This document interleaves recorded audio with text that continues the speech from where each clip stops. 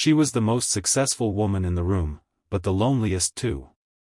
In her designer gown and wheelchair, the female CEO sat alone at the wedding reception, her plate untouched, her smile forced. People whispered, some avoided eye contact, others pitted.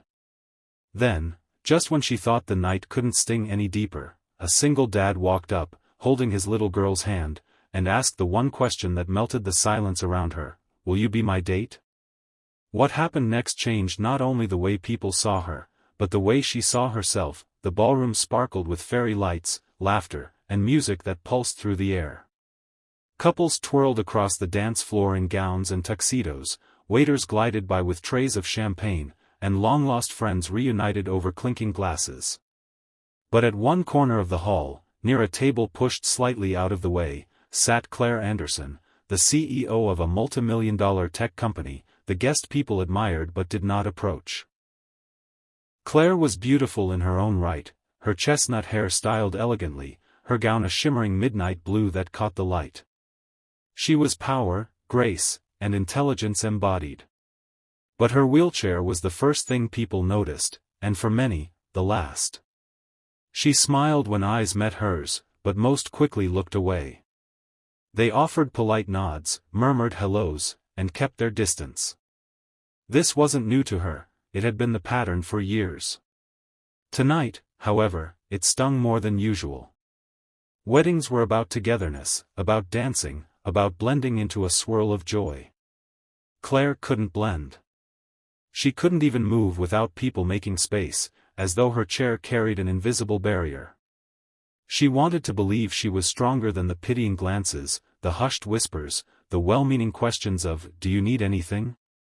But as she sat alone, watching people pair off and laugh freely, her heart tightened with a familiar ache. She had built an empire, earned respect in boardrooms filled with men who once doubted her, and bought herself the freedom to live life on her own terms. But success couldn't buy what was missing. Companionship. Love. Belonging. Claire glanced at her phone just to look busy. Her social media notifications meant little. Her inbox full of corporate deals couldn't distract her. She felt invisible in a room full of people who claimed to know her. Then she noticed them, a man and his little daughter across the hall. He wasn't mingling like the others, wasn't dressed to impress in expensive designer wear. His suit was simple, his shoes slightly scuffed, but his presence had a quiet strength to it. His daughter, a lively girl of maybe 7, tugged at his sleeve, pointing toward the dance floor. He laughed, knelt down to adjust her bow, and whispered something that made her giggle. It was the kind of laughter Claire hadn't heard around her in years, light, unburdened, free of judgment. For reasons she couldn't explain, her eyes stayed on them. The man must have felt her gaze, because suddenly his eyes met hers. And instead of looking away like everyone else, he smiled, warm, genuine, without hesitation. Claire's heart gave a small, startled flutter. She didn't know then that this man would rewrite her entire evening. The little girl was the first to cross the space between them. With a bounce in her step and no trace of hesitation, she walked straight toward Claire's table. "Hi," she chirped, her big brown eyes sparkling. "I like your dress. You look like a princess." Claire blinked, caught off guard, then let out a soft laugh. "Thank you. That's very sweet of you to say." The girl twirled beside her chair, showing off her pink dress with ribbons. "This is my princess dress," she declared proudly. Before Claire could respond, the man approached, his step steady and sure. Up close, Claire noticed the weariness in his eyes, but also kindness. He rested a hand gently on his daughter's shoulder. "I hope she's not bothering you," he said. His voice was warm, steady, with a trace of humility. "Not at all," Claire replied. "She just made my night." The man smiled, then introduced himself.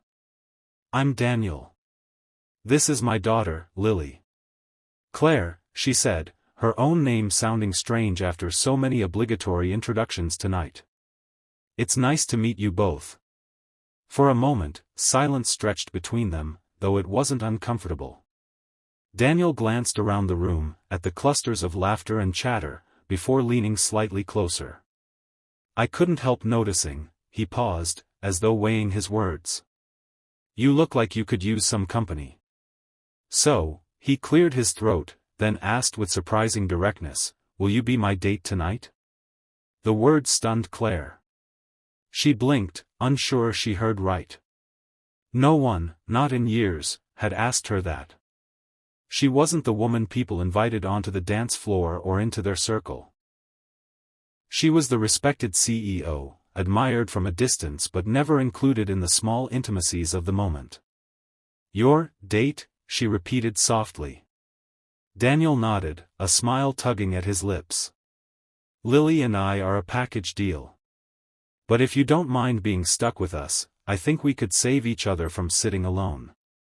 Claire's chest tightened, not with pain this time, but with something unexpected, hope. She glanced at Lily, who was already pulling a chair closer, her excitement unfiltered. Claire hesitated only a second before smiling. "I'd love that." What followed felt almost unreal. Daniel and Lily joined Claire at her table, filling the empty seats with warmth she hadn't realized she craved. Lily chatted about school, her favorite cartoons, and her plans to eat 3 slices of cake. Daniel listened patiently, gently steering her when she got too excited, his fatherly tenderness shining in every gesture. Claire found herself laughing. Real laughter that bubbled out, surprising her as much as it did him. When Lily dragged Daniel to the dance floor, he turned to Claire with a playful grin.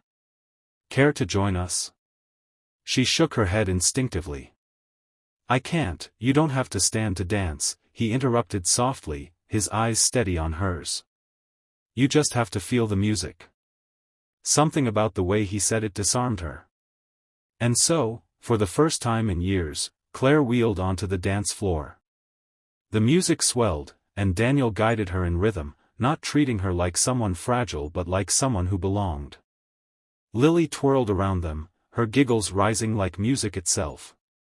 Eyes turned toward them, but Claire didn't feel the sting of judgment this time. She felt free, radiant, alive. People whispered, but differently now. Some smiled.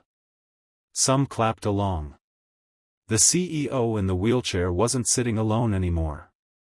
She was glowing in the center of the room, her laughter mingling with theirs. Later, when they returned to the table, Daniel asked about her life, not her company, not her accomplishments, but her. Claire told him things she rarely shared, how she'd lost friends after her accident, how boardrooms respected her intellect but rarely her humanity, how loneliness was the price she'd silently paid. Daniel listened without pity. "You deserve more than admiration from a distance," he said quietly. "You deserve someone who sees you." And for the first time in years, Claire let herself believe it. The wedding drew to a close with sparklers and goodbyes. Claire watched couples leave hand in hand, but she didn't feel that ache of isolation anymore. Daniel stood beside her, Lily asleep in his arms, her head tucked against his shoulder.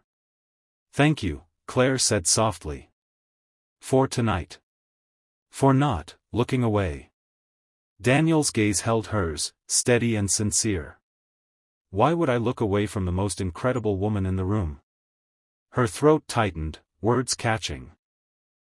She wanted to brush it off, to protect herself with the shield she'd built over the years, but his voice carried no agenda, no flattery, just truth.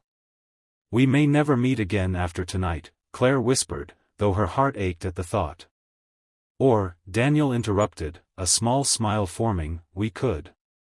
If you'd like." He pulled out his phone, not pressuring, simply offering. For the first time in a long while, Claire felt the stirring of something more than hope, possibility. She entered her number, her hands trembling just slightly.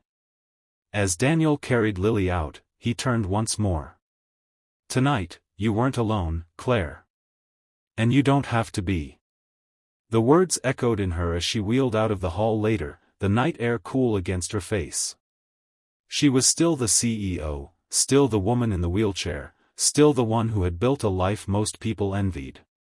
But now, she was also the woman who had been asked to dance, who had been seen for who she truly was.